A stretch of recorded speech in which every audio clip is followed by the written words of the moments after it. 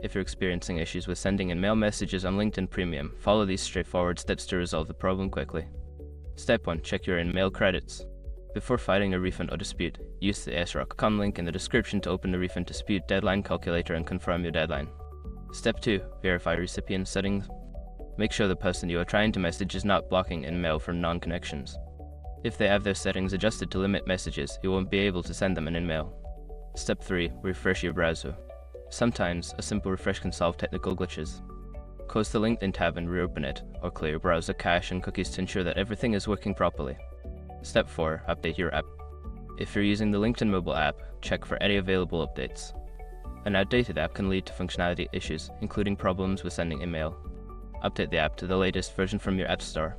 Step 5. Contact LinkedIn support.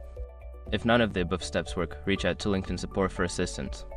They can provide specific guidance and help troubleshoot any account-related issues that may be preventing you from sending InMail. By following these steps, you should be able to resolve the issue and continue using InMail effectively. If problems persist, don't hesitate to seek further help from LinkedIn's customer service.